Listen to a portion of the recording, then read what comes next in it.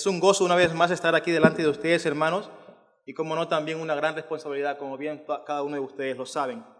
En el día de hoy vamos a estar exponiendo los dos últimos capítulos del libro que hemos estado trabajando hace más de un mes.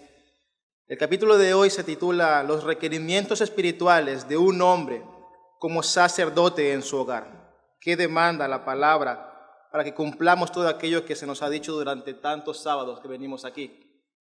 Así que espero que en el día de hoy el Señor nos hable sinceramente, que destroce nuestro corazón como cada vez que venimos aquí lo sigue haciendo y que nos haga mirar solamente hacia arriba, pues es el oportuno socorro para cada uno de ustedes y también para mí.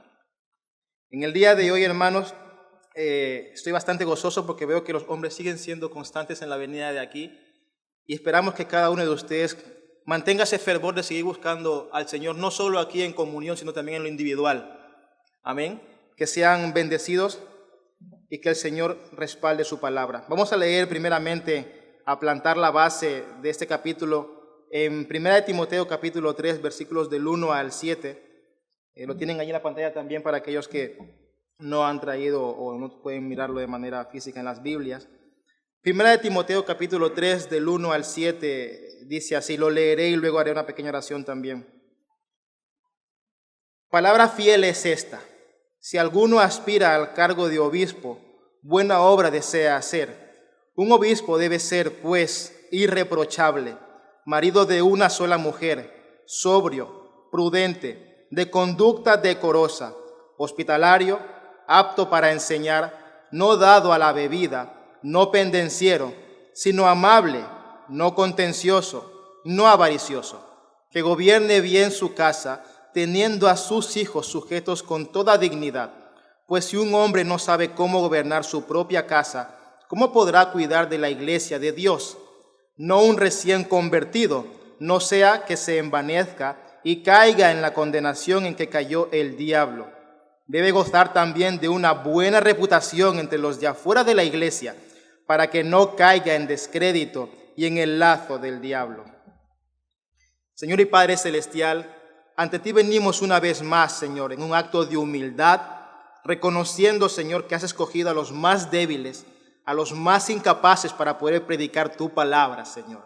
Y yo soy parte de ellos también. Por eso en este día me cobijo bajo tu manto, Señor, para saber, Señor, que yo no soy un hombre perfecto, perfecto solo eres tú, pero pido por favor el respaldo de tu Espíritu Santo en el día de hoy. Mis palabras no van a producir ningún cambio, Señor. Es la tuya la que lo hace, Señor. Por eso te pido que me utilices a mí como instrumento útil en tus sagradas manos, Señor. Habla a través de mi boca, Señor, y gobierna en mi cuerpo, mis pensamientos, en cada palabra que vaya a decir. Permíteme que no me desvíe ni a izquierda ni a derecha, Señor, sino que sea fiel a ti, que sea cristocéntrico. En el día de hoy ponemos nuestro corazón, Señor, como un sacrificio vivo aquí en este altar, Señor. Deseamos que tú, Padre amado, remuevas los cimientos de nuestro corazón, Señor, con el único fin de traer cambio, Dios mío, bendito Rey. Venimos en el estado de ayuno, Señor, sabiendo que nuestra carne ha de morir a tus pies para que el Espíritu sea vivificado. Y deseamos que el agua viva de tu palabra, Señor, produzca esa vida que tanto deseamos, pues ese es el único fin por el cual venimos, que nos transformes, Señor, desde dentro hacia afuera. Te lo pido todo esto en mi vida y en la vida de mis hermanos, y en el poderoso nombre de Cristo Jesús, Señor. Amén, amén y amén. Bien, hermanos, todos sabemos que lo que hemos leído aquí en las pantallas en 1 Timoteo capítulo 3, sabemos que son los requisitos que demanda Pablo sobre los obispos, ¿verdad? Que son necesarios, que son incuestionables. Esto hace referencia a pastores, a ancianos y a obispos. Aquellas personas han de tener esas características que la palabra describe. Aún así, dando una mirada más detallada de estas características, vemos algo que resalta a la vista. No solo son requisitos para la gente que está aquí delante, aquellos que son aptos para enseñar, los pastores, sino que lo que se está hablando aquí, a excepción que es aptos para enseñar, que solo es para los pastores, se está describiendo realmente aquí a un cristiano maduro. Esas características que hemos leído, hermanos, hacen referencia a madurez espiritual. Lo que se describe aquí son lo que todo cristiano debe aspirar a ser. ser un hombre maduro en la fe. Y al día de hoy nos vamos a poner delante de la palabra. ¿Qué tan maduros somos en la fe? Esto no va de cuántos años llevas profesando ser cristiano. Esto va de cuánto practicas en tu vida la vida de un cristiano. De cuánto pones a Jesús en tu vida para caminar conforme a ello. Aquí da igual si llevas 5 o 10 o 15 años en el cristianismo, que si no, esa vida que llevas 15 años no se transforma y no se ve caminando en tu día a día, posiblemente no seamos maduros. Entonces, en nuestro estudio de los roles especiales de un hombre como sacerdote en su hogar, hemos observado anteriormente lo que realmente es la apariencia y la conducta externa en el cumplimiento de nuestros deberes con Dios. Hemos visto todo aquello que lleva en la externalidad: hombres de oración, hombres como jueces de las cosas santas, hombres como mediadores de la bendición de sus casas, en sus familias, hombres como directores de oración en sus hogares. Todo eso es un producto de lo que debemos hacer, pero para que ese producto sea hecho, obviamente ha de haber una fuente. Todo eso ha de venir de adentro, porque si no fuese así nos convertiríamos como los fariseos, que externamente lo hacían todo muy, muy bien, mas la palabra dice que eran sepulcros blanqueados. Y ninguno de ustedes desea ser como ellos, ¿verdad que no? Yo tampoco lo deseo. Así que en el día de hoy vamos a enfocar este capítulo a lo que respecta al corazón y el espíritu y el carácter. Nuestro sacerdocio en nuestros hogares no depende principalmente de lo que hacemos, sino que de realmente quiénes somos. La Biblia presenta estos rasgos que solo el Espíritu de Dios puede producir como cualidades de carácter esenciales para un verdadero sacerdote. Así como la fe, la esperanza y el amor son las 3 grandes marcas del verdadero cristiano, hoy veremos que es ser irreprensible, que es tener compasión y también que es ser un siervo fiel. Son las principales marcas de un verdadero sacerdocio piadoso. Así que vamos a ver qué es ser irreprensible, tener compasión y siervos fieles. Comenzamos con el punto número 1, hermanos. ¿Qué es ser irreprensibles? Seguramente alguna vez lo habrás escuchado. ¿Quiere decir que no tienes ningún tipo de defecto, ningún tipo de pecado? Obviamente eso no es así. El significado actual de dicha palabra es: no se puede reprender, vituperar, criticar, censurar, increpar, regañar, abroncar o amonestar, y que no merece represión alguna por los méritos y las buenas acciones que realiza.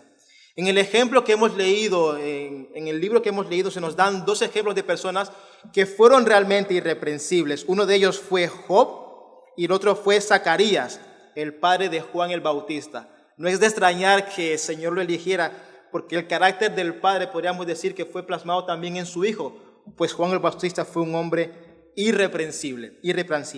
En Job 1:1 dice así: hubo un hombre en la tierra de Uz llamado Job, y era aquel hombre intachable, recto, temeroso de Dios y apartado del mal.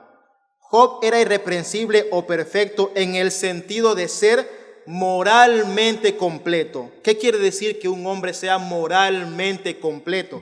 No es que no tenía pecado, obviamente Job tenía pecado, sino que en ningún pecado en particular se manifestó de tal manera que formara un borrón en su vida, una mancha o una deficiencia en su carácter general.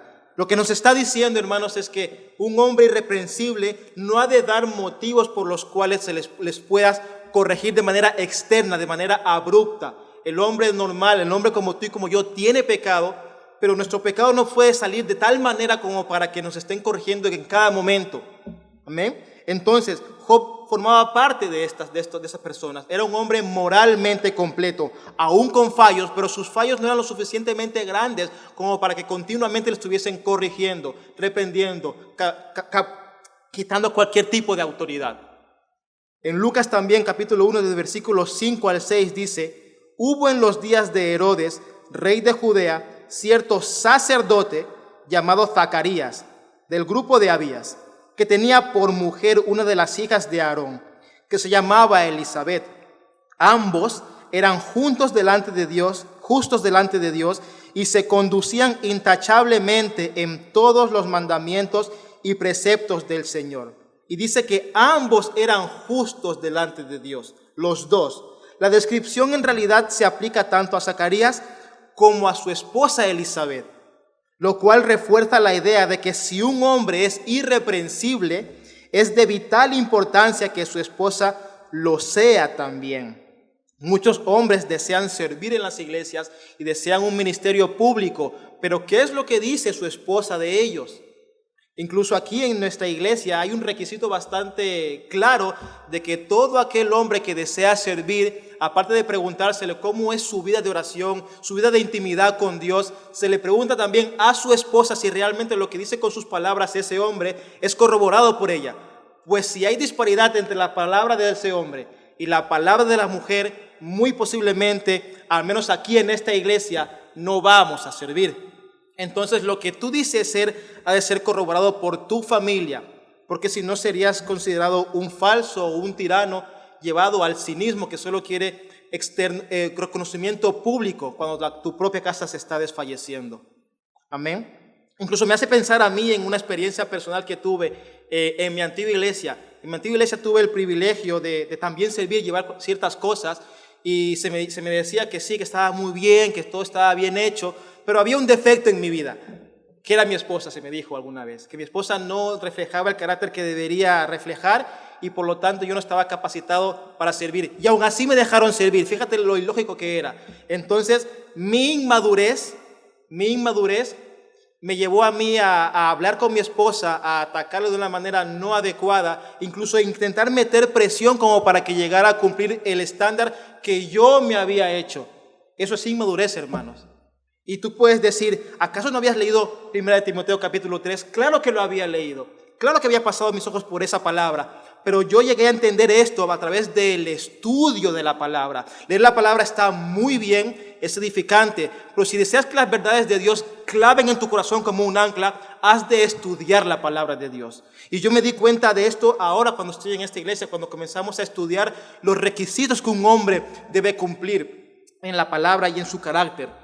Entonces yo fallé en aquel tiempo. Entonces mi pregunta es, ¿por qué estaba sirviendo? ¿Por qué aquel hombre que me puso a servir sabiendo que era tan fallo moralmente? ¿Por qué? Si veías a mi esposa que no cumplía el requisito que Dios demandaba, ¿por qué me pones a mí?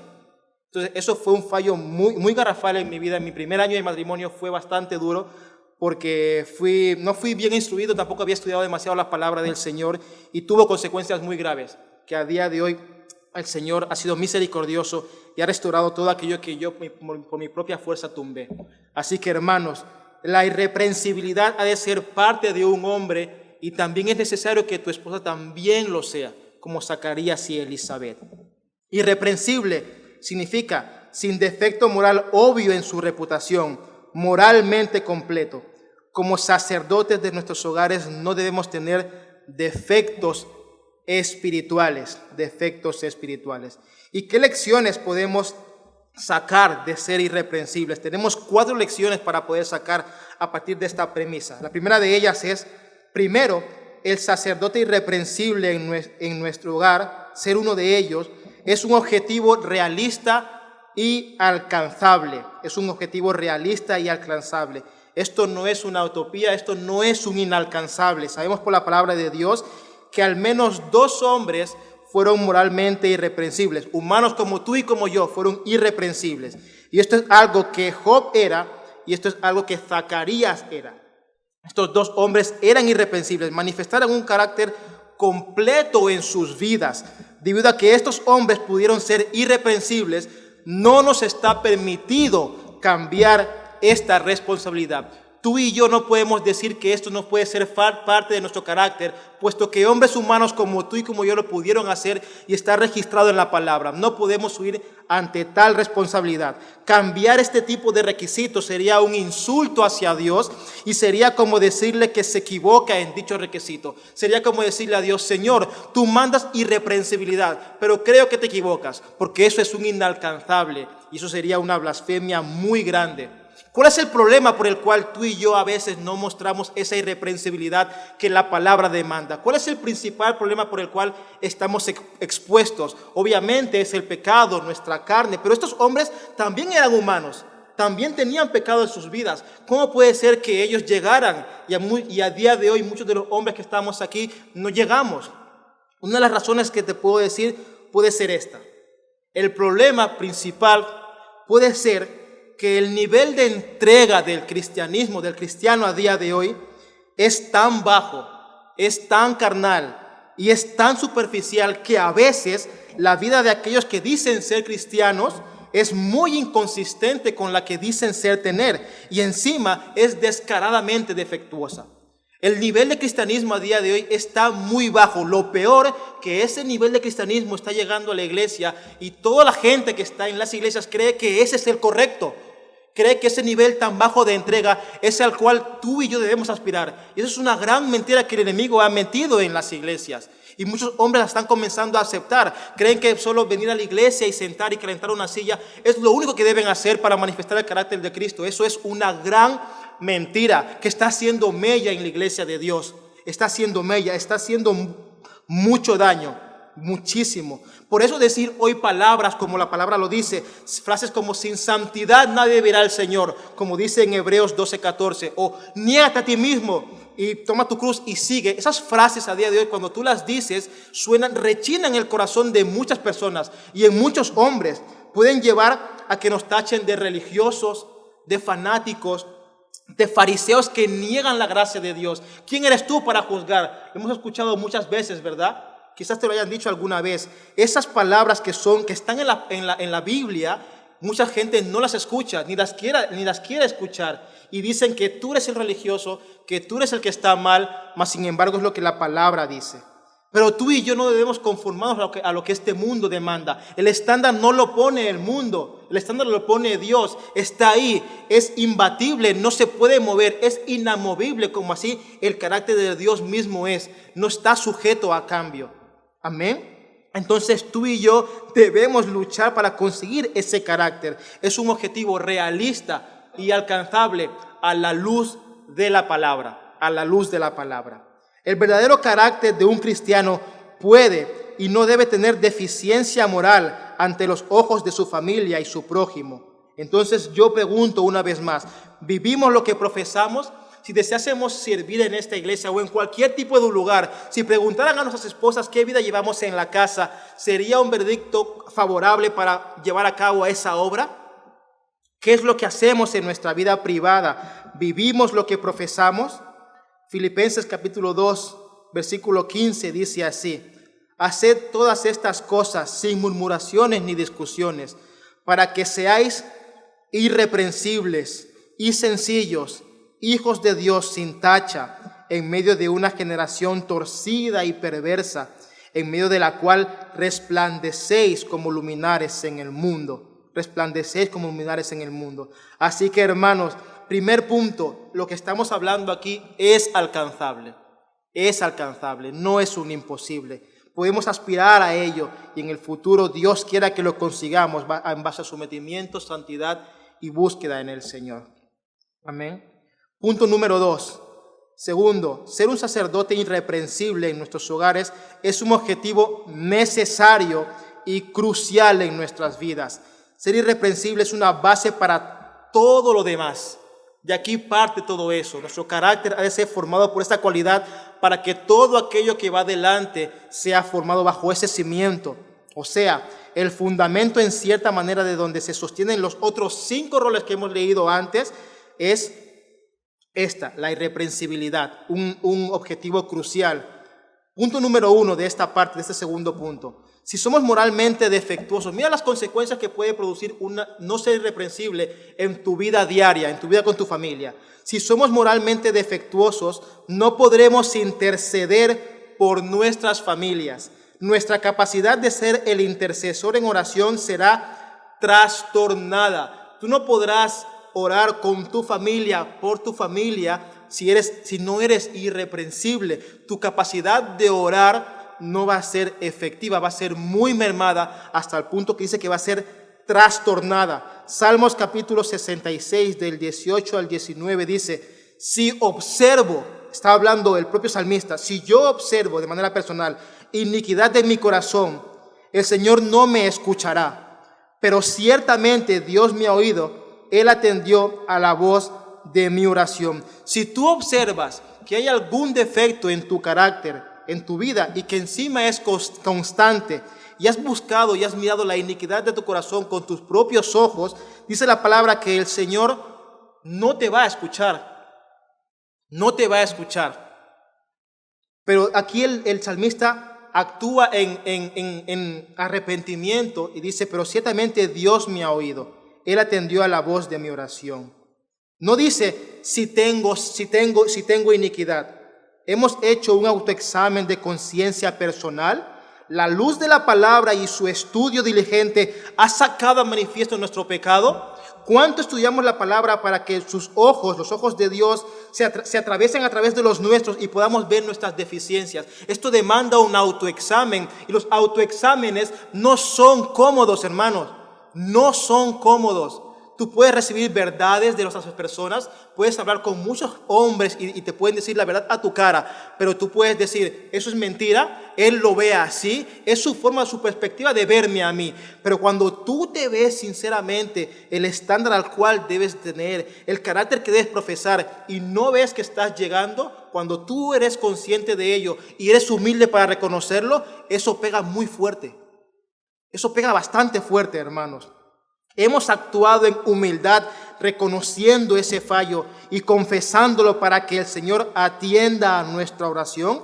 Si hemos observado la iniquidad y no la hemos puesto delante del Señor, la oración no va a ser escuchada. Así lo dice el salmista, hermano. Incluso el apóstol da una pequeña advertencia cuando da los deberes de los maridos con las mujeres en cuanto a las oraciones de aquellos hombres. Pedro da una enseñanza en base al estorbo que puede tener la oración de un hombre cuando no hay conformidad con la esposa. Primera de Pedro capítulo 3 versículo 7 dice así: y vosotros, maridos, igualmente convivid de manera comprensiva con vuestras mujeres, como un vaso más frágil, puesto que es mujer, dándole honor como a coheredera de la gracia de la vida. Y advertencia, para que vuestras oraciones no sean estorbadas. El carácter irreprensible de un hombre para con su mujer hará que sus oraciones no sean estorbadas. Pero si has visto iniquidad y no has cumplido tu deber para con tu familia, muy posiblemente Dios rechace esa oración. Dios la rechace y no la escuche. Posiblemente tus oraciones sean estorbadas. Que Dios nos libre de esto, ¿verdad? Que Dios nos libre de esto, de no ser lo que el Señor demanda, que seamos irreprensibles para con nuestras familias, para con el deber de Él, para con todo en este mundo. Que el Señor nos ayude para que nuestra oración no sea estorbada. Hermanos, orar y sentir que la oración solo llega al techo es algo muy frustrante.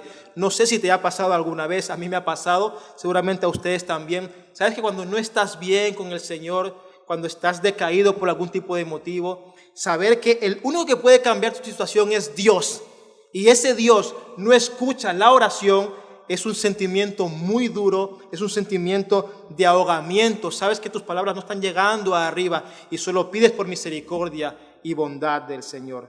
Espero, hermanos, que sus oraciones y las mías no sean estorbadas en cuanto a lo que nos pertoca. Amén. Segundo punto, ser moralmente defectuosos debilitará nuestro papel como mediador de la bendición divina. Lo va a debilitar. Dicha bendición depende del hecho de que el jefe de la familia es justo. Es justo. Si somos justos, nuestra casa puede ser descrita como la casa de los justos. Si somos malvados, ¿cómo pueden las bendiciones de Dios descender sobre nuestros hogares? ¿Recordáis aquel ejemplo que dimos la vez pasada en el ayuno anterior sobre cómo había impactado el mal sacerdocio de los jueces de Israel en la vida del pueblo? Si no lo recordáis, lo he puesto aquí, Malaquías capítulo 2, versículos del 1 al 3. Y ahora, para vosotros, sacerdotes, es este mandamiento: si no escucháis y si no decidís de corazón dar honor a mi nombre, dice el Señor de los ejércitos, enviaré sobre vosotros maldición y maldeciré vuestras bendiciones, y en verdad ya las he maldecido, dice el Señor, porque no lo habéis decidido de corazón. He aquí, yo reprenderé a vuestra descendencia y os echaré estiércol a la cara, el estiércol de vuestras fiestas, y seréis llevados con él. Estas fueron las consecuencias que los sacerdotes acarrearon para el pueblo de Israel por un mal sacerdocio, por una mala práctica del mismo.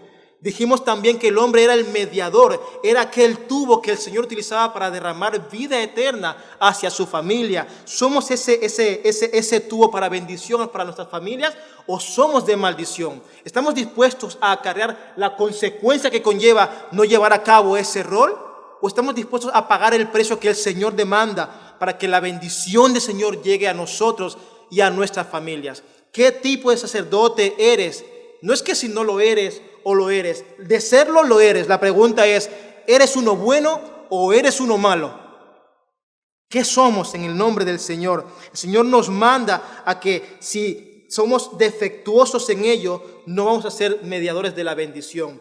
Muy posiblemente traeremos maldición a nuestra familia, muy posiblemente. Punto número 3.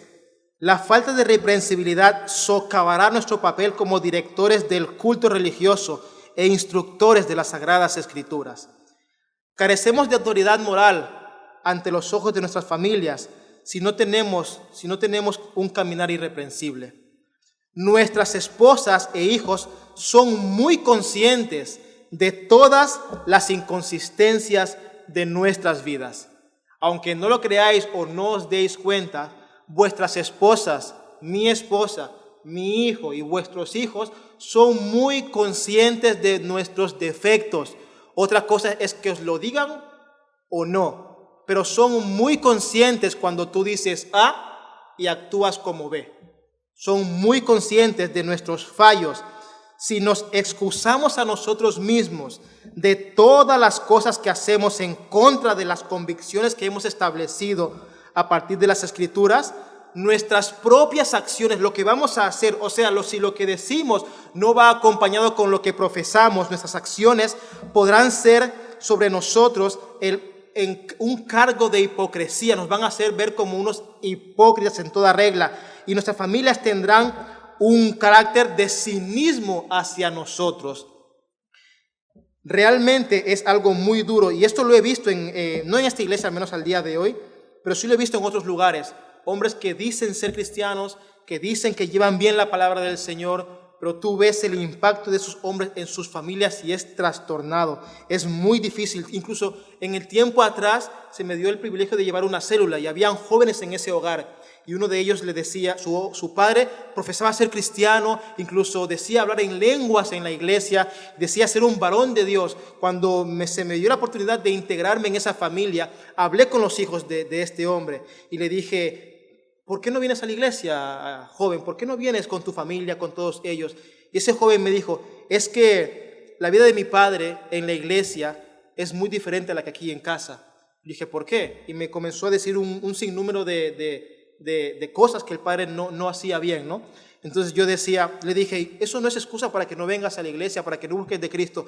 Tienes razón, me dice, no es excusa, pero el impacto de mi padre y mi familia es tan grande que me lo hace ver como un hipócrita, tanto a él como al lugar al que va.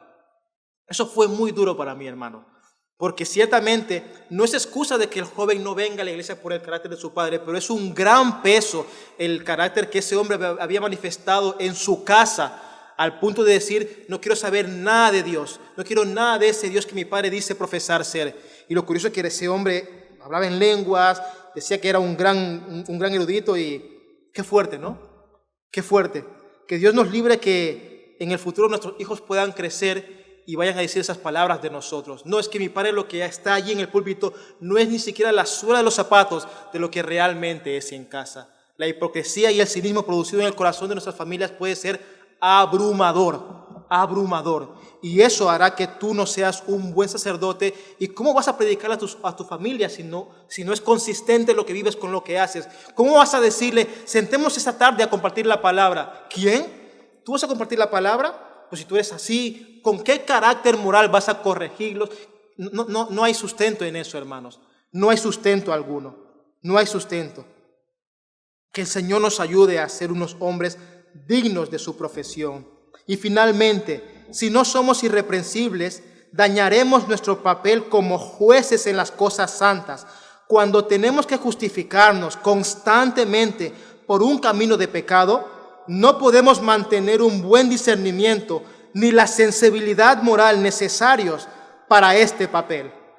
No tratar con el pecado nubla nuestras conciencias, hace que nuestro carácter sea defectuoso y corrompe todo nuestro ser. Tal negligencia a menudo nos hace reaccionar con demasiada dureza o liviandad a lo que sucede en nuestros hogares. Y hay un ejemplo claro en la Biblia sobre esto, sobre no ser un buen juez en las cosas santas. Mira el ejemplo que nos da la palabra del Señor en el primer libro de Samuel, capítulo 3, versículo 11. Dice así: y el Señor dijo a Samuel: he aquí, estoy a punto de hacer una cosa en Israel, la cual hará retiñir ambos oídos a todo aquel que la oiga. Ese día cumpliré contra Elí todo lo que he hablado sobre su casa, desde el principio hasta el fin, porque le he hecho saber que estoy a punto de juzgar su casa para siempre a causa de la iniquidad que él conocía, pues sus hijos trajeron sobre sí una maldición y él no los reprendió. Fíjate lo que dice la palabra del Señor. Elí conocía el estado de sus hijos, era el juez en aquel momento y sin embargo conocía la iniquidad de sus hijos y no los reprendió como el Señor así quiso. ¿Qué causó eso? Que fuera destituido de su sacerdocio. Incluso murió aquel día que supo que el arca había sido tomada, ¿verdad? Dice la palabra que cayó y que se desnucó. Y eso eso hizo que su carácter no fuera digno de ser imitado. Sabía la iniquidad de sus hijos y sin embargo no actuó conforme a ello. Ser un hombre irreprensible hace que tú tengas la autoridad en Cristo, no tuya, para poder llevar a tu familia a los caminos del Señor. Puedes tener la autoridad del Señor porque tu carácter así lo manifiesta. Si tu carácter no lo manifiesta, es imposible que puedas corregir de manera santa y justa a tus hijos, incluso llevarlos a los pies del Señor. ¿Ves cuánto puede afectar eso a tu vida? ¿Vemos cuánto puede afectar eso a nuestras vidas? ¿Cómo podremos corregir si no tenemos un carácter íntegro? Elí lo conocía. Ustedes también conocen la palabra del Señor. Yo también lo conozco. Así que el Señor haga en nosotros ese corazón irreprensible. Realmente lo necesitamos. La tercera lección que podemos sacar de aquí: vivir como un sacerdote irreprensible en nuestros hogares exige un trato abierto y honesto con respecto a nuestros pecados, no una vida perfecta. Eso se resume así: hay que vivir el Evangelio. Hay que vivir el Evangelio. No se nos está demandando perfección en todo, la cual es imposible de alcanzar para los humanos. Pero lo que sí se está demandando es humildad de corazón. Humildad de corazón. Mientras estemos en esta carne terrenal pecaremos, claro que sí. Todos los días de nuestras vidas vamos a pecar. No hay día en el cual no nos levantemos de la cama y hasta el final de la noche que no hayamos pecado. Eso duele, sí duele mucho, molesta como el que más y bastante, y frustra muchísimo saber que cada día vas a caer. Pero ahí viene la medicina del Señor en nosotros. La mejor parte de ser cristiano es que todos nosotros nos arrepentimos. Todos nosotros nos arrepentimos, actuamos en arrepentimiento. Esto va en base a pastores, evangelistas, ministros, obispos, diáconos, diaconisas. Todos los cristianos, absolutamente todos, se arrepienten. El estándar para ser cristiano no es la perfección, sino que el sacrificio de Cristo Jesús es lo que nos hace permitir arrepentirnos. Tú no te arrepientes por tus fuerzas, ni porque quieres, ni porque puedes, con tus propias fuerzas. Cristo Jesús, a través del sacrificio en la cruz, es el que nos dio la capacidad de arrepentirnos, Es importante, obviamente, que tratemos esto con severidad y con dignidad. Es importante que no pequemos, aunque sabemos que vendrán tropiezos. Es importante no vivir una práctica continua del pecado, porque si vivimos una práctica continua del pecado, eso evidenciará ¿qué cosa? Que posiblemente no hayamos nacido de nuevo. ¿Caeremos? Sí. ¿Nos mancharemos de lodo? Sí. Pero ¿qué actitud hacemos cuando nos caemos, cuando nos manchamos de lodo? ¿Tapamos eso como una almohada o vamos en quebranto y oración al Señor? Eso define muy bien realmente quién eres. Espero que también lo hagamos, hermanos. Es igualmente importante y aún quizás aún más que nos arrepintamos.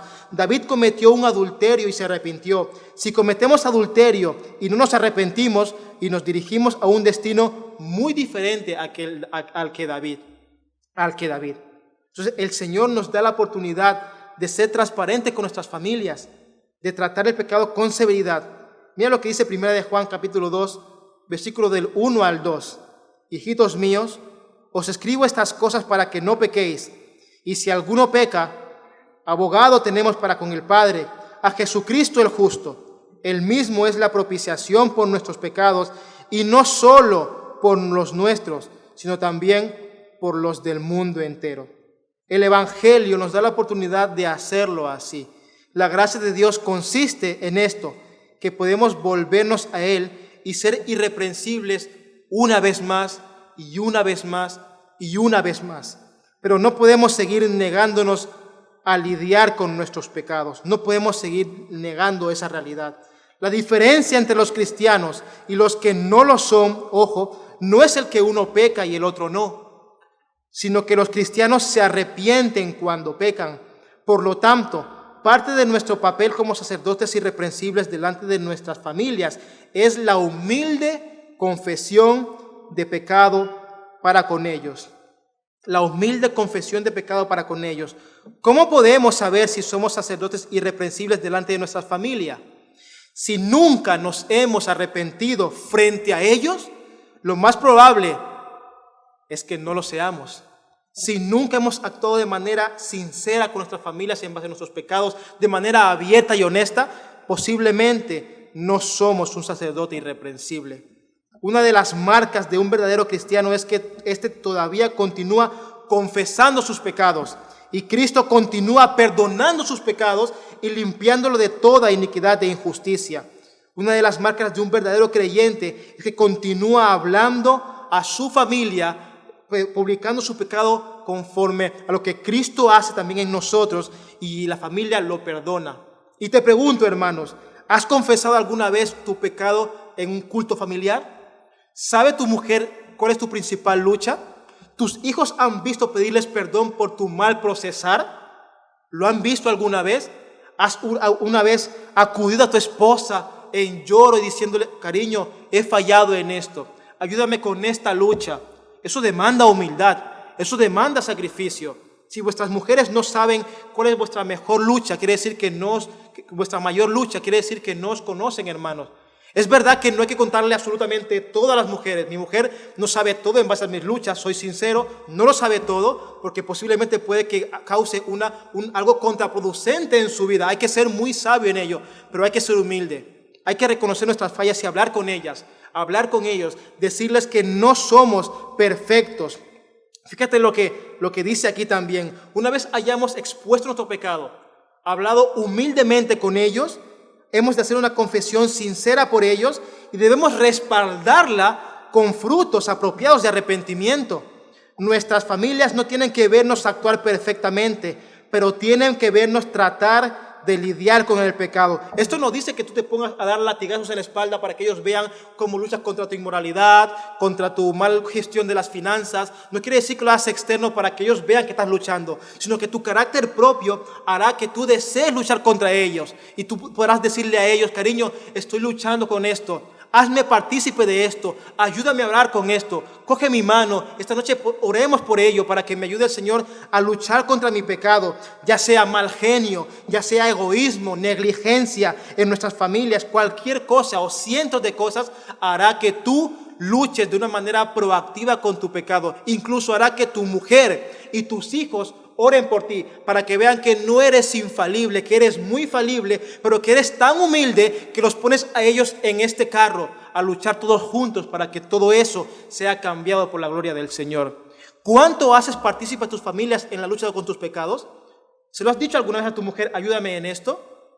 Ayúdame en esto. ¿Se lo has dicho a tu hijo menor de edad que te ayuda a orar por tus flaquezas?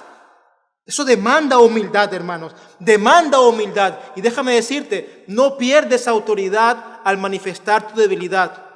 Mira lo que he encontrado aquí, una frase de Mateo Bixby. Es un devocional que estoy haciendo con mi mujer y me encantó y quiero que lo sepáis. Dice aquí este hombre: no pierdes autoridad delante de tus hijos cuando pides perdón. Ganas credibilidad delante de ellos. Ellos saben que has pecado. Ellos son los primeros en saber que has pecado.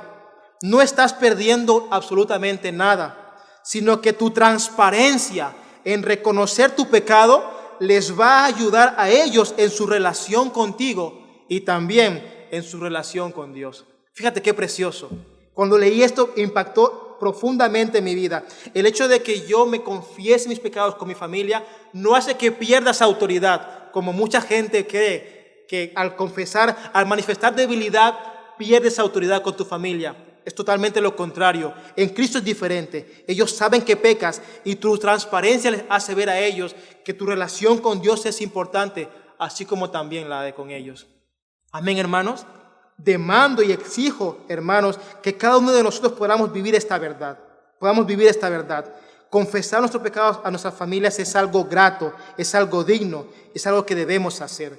Y el cuarto principio para poder vivir de una manera irreprensible es este: vivir como un sacerdote irreprensible en nuestro hogar debe señalarnos al Señor Jesucristo como el principal ejemplo y la fuente de la gracia que necesitamos para ser irreprensibles. Hebreos 7:26 dice así, deja en claro que nuestro Señor es el más ejemplo, más sublime de un sacerdote irreprensible. Y dice así: porque convenía que tuviéramos tal sumo sacerdote, santo, inocente, inmaculado, apartado de los pecadores y exaltado más allá de los cielos. Sería un error de nuestra parte pensar en sacerdotes irreprensibles y no levantar nuestra mirada hacia Cristo. Nuestro objetivo debe ser vivir como Él vivió, como dice 1 Juan 2:6. El que dice que permanece en Él debe andar como Él anduvo. Y eso demanda el Evangelio, hermanos. Tú, cuando estás viviendo el Evangelio, tus excusas de la derecha, tu proceder de la izquierda, tus bloqueos al frente y detrás, Señor pone un bloqueo totalmente alrededor tuyo para que veas que tú no puedes hacer nada de esto. Y la única dirección en la cual puedes mirar no es adelante, no es atrás, sino solamente hacia arriba. Es ahí cuando el Señor manifiesta nuestra incapacidad de hacer todo esto y hace que lo miremos a Él, a Cristo Jesús, autor y consumador de la fe. Él es el mayor ejemplo para el cual tú y yo debemos aspirar para ser un hombre irreprensible. Así que recordar, hermanos, irreprensibilidad, un carácter moralmente completo. Que nada de lo que tengamos externamente sea un atributo para corregirnos continuamente, sino más bien para actuar en humildad y en amor para con el Señor y su obra. Amén. ¿Qué más? ¿Qué es la compasión? ¿Qué es ser compasivos? Vamos al siguiente punto. ¿Qué es la compasión? La compasión es una preocupación tierna y una simpatía amorosa nacida de las experiencias personales difíciles. Es el amor empático que sentimos por alguien que enfrenta sufrimiento o dificultades que también hemos experimentado. La compasión significa sentir desde nuestro interior lo que la otra persona siente. De Job aprendemos que era compasivo.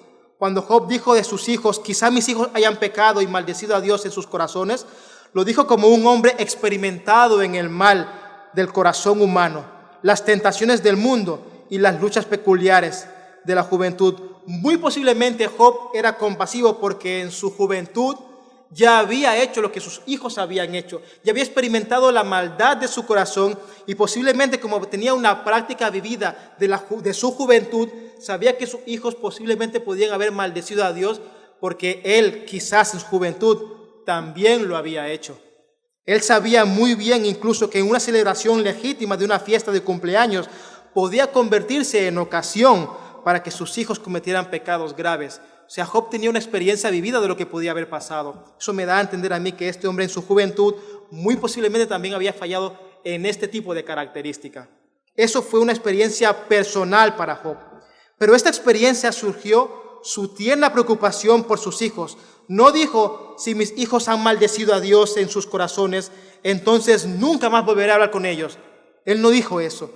Tampoco dijo, si mis hijos han maldecido a Dios en sus corazones, bueno, así son los hijos, algún día crecerán. Muchos padres a día de hoy dicen que sus hijos se portan mal porque están en la edad. Porque están en la edad, ¿verdad? La edad del pavo creo que se le dice aquí en España. Incluso una vez le hablé con un hermano sobre esto, porque digo, oye, ¿cómo llevas el tema de tu hijo que no se somete a ti, no se somete a Dios? No, hermanos, tú sabes, está en la edad. ¿Está en la edad de qué? Dime, ¿qué es estar en la edad? No, en la edad que no hace caso, en la edad que todo es un rebelde. Ah, muy bien. ¿Y eso hace que excuses el pecado de tu hijo y que no lo trates? Esa coletilla hace que tú no te pongas como hombre que eres y hables con él de manera cordial, de manera justa, de manera santa, exponiendo tu pecado para luego así corregir el de él. El tema de la edad no tiene que ser una excusa para ser un sacerdote en tu casa. Amén. Así que eso al menos aquí no debería sonar entre cristianos de que tu hijo se porta mal por el tema de la edad. El sacerdote debe actuar siempre con una pasión medida. Él debe contener su indignación, ira e impaciencia que naturalmente aumentan cuando ve el pecado, la ignorancia y las necedades morales de los hombres. El Señor nos manda a ser jueces justos y que sea lo que hagamos sea con medida justa, ni sobrepasarnos, ni ser demasiado livianos. Amén. ¿Qué más podemos tener de aquí? Las lecciones de ser compasivos. ¿Qué podemos sacar de ponernos en los pies del otro hermano cuando vemos que lucha por todo ello? Primero, debemos tocar el pecado con seriedad. Necesitamos tener un sentido profundo de las terribles consecuencias que el pecado trae consigo. Debemos comprometernos a detener su paso por la vida de aquellos a quienes amamos y ministramos, nuestras esposas e hijos. Y esto de aquí, hermanos, lo encontré en un libro que estuve leyendo que un hermano me regaló, para que tengamos conciencia de lo grande que es el pecado. Todos sabemos que el pecado tiene grandes consecuencias y lo sabemos en la teoría, pero ¿cómo es en la práctica? Y te quiero poner un ejemplo muy fácil. Si yo tengo mi puño aquí y quiero taparlo, si pongo mi dedo, tú aún sigues viendo mi puño, ¿verdad? Para que el puño sea tapado, tengo que poner algo de la misma grandaria o mayor para que tú no lo puedas ver. Partiendo de esa base, la gravedad del pecado, si nadie que no fuera Dios, el Dios eterno, el creador, el preservador de todas las cosas, podía quitar el pecado del mundo, sin duda el pecado tiene que ser mucho más abominable en los ojos de Dios que lo que el mundo piensa, de lo que nosotros pensamos. La correcta medida de gravedad del pecado es la dignidad en aquel que vino a cubrirlo, es la dignidad de aquel que vino a salvar a los pecadores, hermanos. Si Cristo es tan grande, tan majestuoso, tan omnipotente y tan grande para tapar tu pecado, y solo Cristo hace falta para tapar eso, quiere decir que el pecado es algo muy, muy, muy grande. Solo Cristo podía tapar el pecado y quitarlo de ti. Si solo Cristo fue necesario para quitarlo, quiere decir que la gravedad del pecado es mucho más grande que mi puño, es mucho más grande que el mundo, es algo que no se puede medir. Y tú lo sabes. Cuando pecas, ¿cómo te sientes? ¿Cómo está el mundo, hermanos, que está vivido en el pecado? ¿Cuáles son las leyes que se rigen? ¿Cuáles son los patrones de estándar que el mundo ha puesto en esta vida? Están afectados por el pecado. Y solo el Dios soberano y grande puede quitar eso. Amén. Así que la gravedad del pecado es muy grande. Es muy grande. Tratar el pecado con seriedad es algo crucial. Y te voy a dar un ejemplo. Cuando David se entera de que su hijo Amnón viola a Tamar, ¿tú lees en la Biblia qué es lo que hizo David? David no hizo nada, hermanos. Dice que se angustió, tuvo pena, se airó, se enojó, pero no actuó con Amnón. Había violado a su otra hija. ¿Pero qué había pasado antes en la vida de David? Había pecado con Betsabé. El hecho de haber pecado con Betsabé, David no tenía cara para decirle a su hijo que había pecado, porque él también había pecado. Él también había pecado. No había tomado el pecado de su hijo que había violado con su hija con severidad, porque él también manifestaba una falta en su vida. Y eso me trae una enseñanza a mí, que si yo no tengo asuntos que se han lidiado con el Señor, que he luchado con el Señor en base a mi defectuosidad, ¿con qué cara voy a reprender, corregir y exhortar a mi familia cuando yo estoy pecando de la misma manera? David no lo hizo, no podía hacerlo. Su hijo había violado a su otra hija y solo se enojó, pero no trató el pecado con severidad. ¿En qué acabó eso? Absalom toma justicia y mata a Amnón. Mata a Amnón en el futuro. Y David se entristece sabiendo que no había actuado de manera correcta. ¿Cómo actúas tú? ¿Cómo actúo yo ante el pecado de nuestras familias, hermanos? Que a veces lo vemos ahí, que es palpable. A veces dijimos también desde delante de este púlpito, si eres un hombre de Dios, necesariamente algunas veces vas a tener que poner tensión en tu hogar. No porque quieras, sino porque vas a corregir el pecado y las malas prácticas que se están llevando en él. Tendrás que sentarte de manera recta y crear tensión a veces. Pero la tensión no se debe quedar ahí. Se ha de ver con el futuro de una restauración. ¿Has pasado momentos tensos con tu esposa? ¿Has pasado momentos tensos con tus hijos? ¿Verdad que sí? Seguro que sí. Y mucho más si has corregido el pecado que hay en nosotros. Eso trae rebeldía a veces al corazón. Entonces, si debemos ser sacerdotes en nuestros hogares, tenemos que mantener una conciencia tierna y un compromiso vigoroso para lidiar con nuestro propio pecado y con el de nuestra familia. En segundo lugar, sobre la compasión, debemos de mantener un equilibrio entre la indulgencia y la severidad. Y esto es algo muy difícil. Esto es algo muy difícil. Por ejemplo, te voy a dar una base de la que Dios dio en el Antiguo Testamento a los sacerdotes, sobre la ley del talión. La habrás escuchado alguna vez, ¿verdad? La ley del talión, la ley de la retribución. En Levítico 24:17 dice así: si un hombre quita la vida a cualquier ser humano, ciertamente ha de morir. Y el que quita toda vida de un animal, lo restaurará, vida por vida. Si un hombre hiere a su prójimo según hizo, así se le hará. Fractura por fractura, ojo por ojo, diente por diente, según la lesión que haya hecho al otro, así se le hará. El que mate a un animal, lo restituirá, pero el que mate a un hombre, ha de morir. Este es un principio, hermanos, que se establecía para ejercer una justicia legal y era dado para alentar el castigo apropiado de un criminal en casos en los que podría haber una tendencia demasiado débil o suave o demasiado estricta. Si el hombre ha hecho esto, páguele conforme a su consecuencia.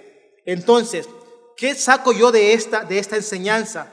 Que no seamos demasiado flojos ni seamos demasiado duros a la hora de corregir y exhortar. Obviamente esto es algo muy difícil. No hay un patrón exacto a seguir en base a cada falta que cometemos. Si mi hijo no tira la basura y peca, yo no voy a enviarlo una semana a una isla desierta para equiparar ese castigo. Sería algo atroz, sino que demanda a que hagamos un ejercicio de la autoridad de manera consistente y de manera medida. Esto no es algo fácil. Esto demanda que con la práctica lo vayas viendo. Tu hijo ha pecado. Si no sabes cómo corregirlo, qué hacer, habla con tu esposa. Utiliza tu ayuda idónea. Habla con ella. ¿Dudas en cuanto a la capacidad o a la medida de reprensión, de corrección que vas a ejercer en tu hijo? ¿No sabes cómo hacerlo? Habla con tu mujer. Quizás ella pueda verlo de otra manera. Habla con tu esposa. Estáis los dos juntos. Habla con Dios y luego habla con tu esposa para que te guíe a tomar esa decisión. No estás solo en esto. No estamos solo en esto a la hora de corregir a nuestros hijos. Hablemos con nuestras mujeres. Seguramente ella vea la situación de una manera que no la hayamos visto. Esto demanda ayuda y demanda humildad. Esto no es fácil, corregir a tus hijos y sobre todo ejercer la medida correcta en cuanto al castigo. Como sacerdotes debemos recordar nuestras propias debilidades, dice el autor, para encontrar el equilibrio apropiado entre compasión y principio al tratar con los pecados de los miembros de nuestra familia.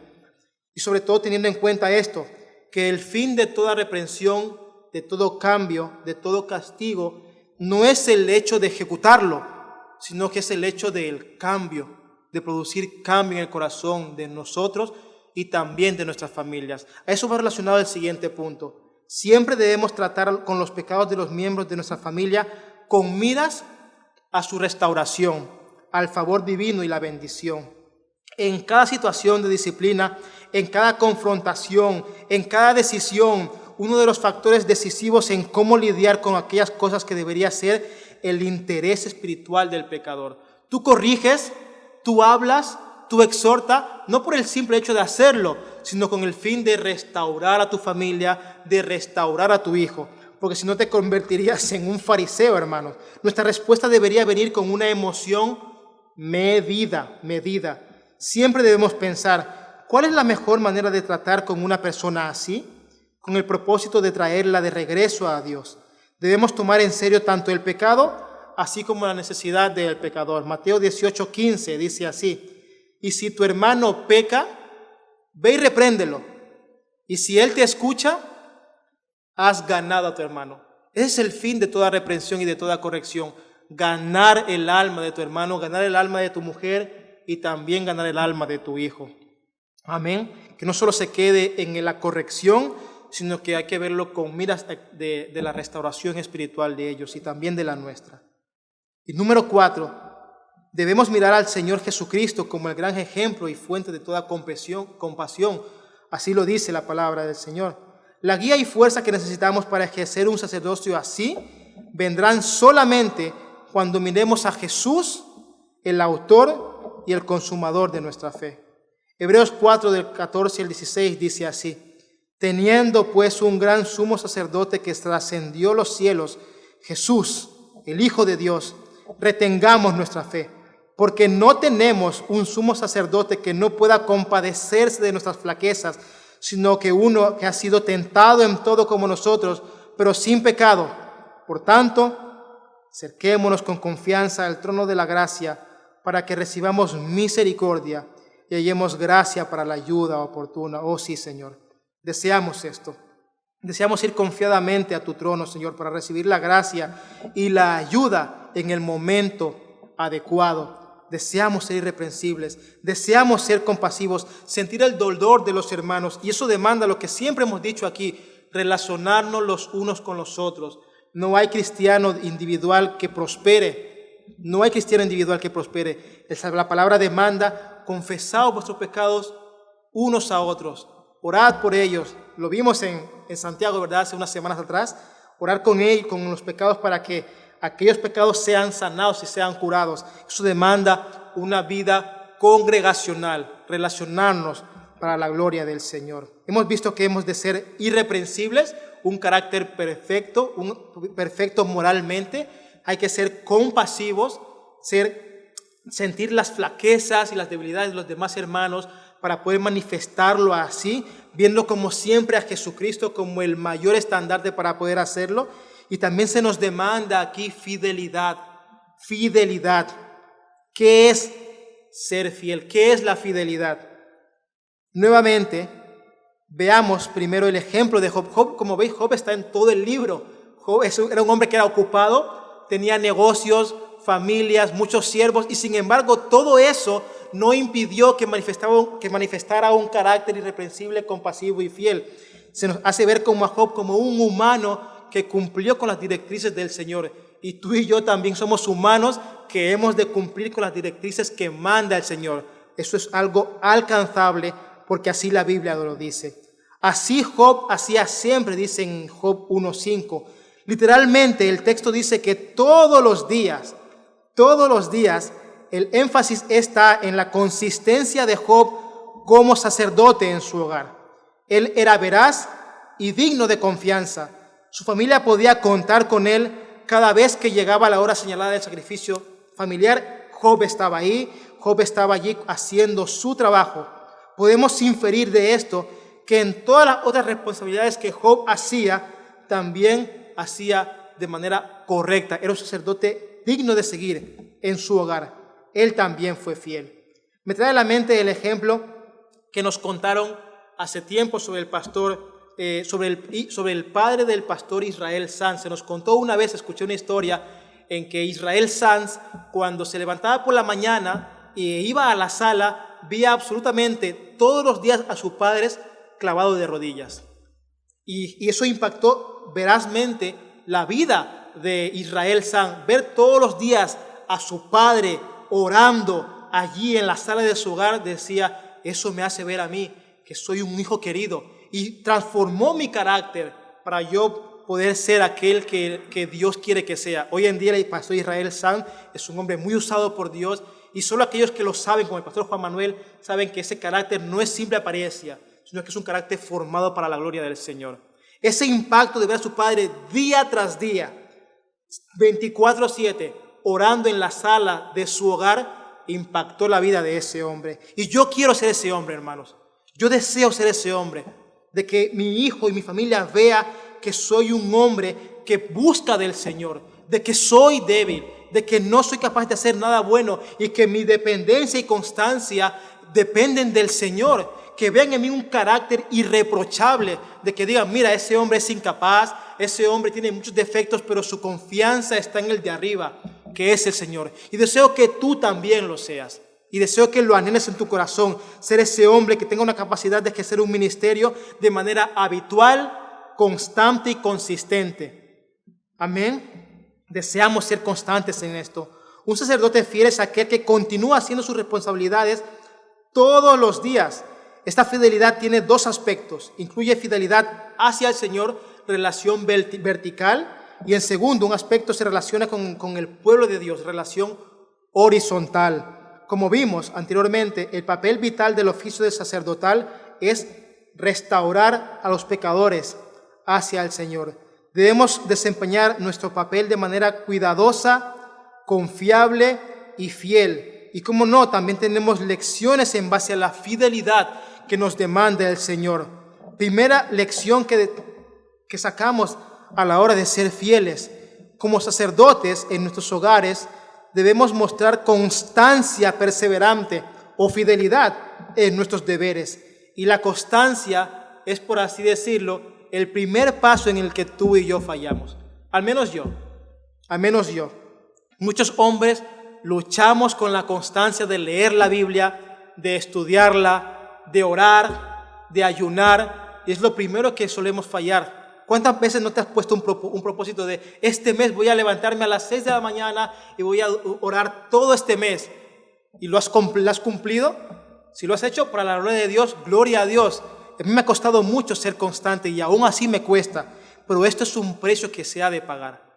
Es un precio que se ha de pagar. Por ejemplo, ¿qué puedes hacer para poder conseguir aquello que nunca has conseguido? Menos horas de sueño, más horas de entrega al servicio, un control minucioso de la buena administración de tu tiempo.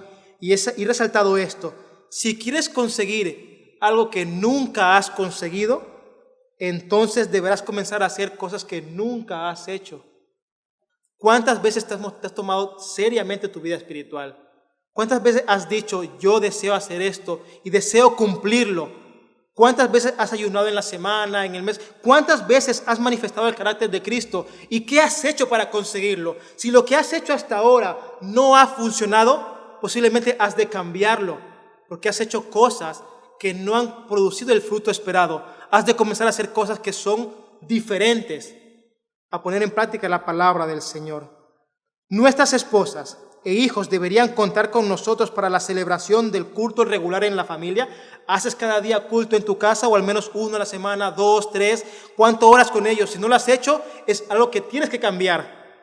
Manifestar principios consistentes al tratar con los problemas familiares. Les pregunta a tu mujer qué tal te fue el día, cómo van tus luchas, a tu hijo o a tu hija, cómo va en el colegio, con qué luchas, hijo mío. ¿Te has involucrado en su vida, hermanos? ¿Te has involucrado en la vida de ellos de manera personal? Esto demanda que seas inquebrantable para guiarlos a la iglesia y en cuidar sus almas.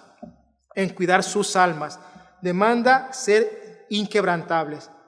Yo sé, familia, hermanos, que yo nos puedo llevar al cielo, que de mí no depende vuestra salvación, pero si de mí dependiera, yo os predicaría el Evangelio durante toda mi vida, lo haría todo lo bien que pueda, por todos los medios que pueda, por todas las maneras que pueda, durante todo el tiempo que pueda, en todos los sitios que pueda, durante todas las horas que pueda, durante todo el tiempo que el Señor así me permita vivir. Y eso demanda el Señor, hermanos. La salvación de nuestras familias no depende de nosotros, pero posiblemente sea el fruto que hagamos en cuanto a la participación de nuestra obra en la familia, lo que los pueda llevar a Cristo. El Señor puede utilizar cualquier tipo de medio. Puede ser tu carácter, puede ser tu manera de vivir para llevarlos a Cristo. Reconocemos que nuestra parte hemos de hacerla, descansando en que la salvación de ellos, si es que no son conversos, está depositada en el Señor. Está depositada en el Señor. Amén. Así que hemos de ser fieles y perseverantes. Punto número 2. ¿Qué demanda, qué lección tenemos que sacar aquí en cuanto a la fidelidad? Debemos recordar que nuestra principal preocupación es el bienestar espiritual de nuestra familia, como ya hemos dicho antes. Esto es algo que debemos actuar. No debemos pensar en nuestras esposas como creadas simplemente para cumplir nuestras necesidades sexuales. Muchos hombres piensan así. No debemos usar a nuestros hijos para cumplir nuestros propios deseos frustrados de éxito o reputación. Nuestra principal preocupación es que debería haber un bienestar espiritual en nuestras familias.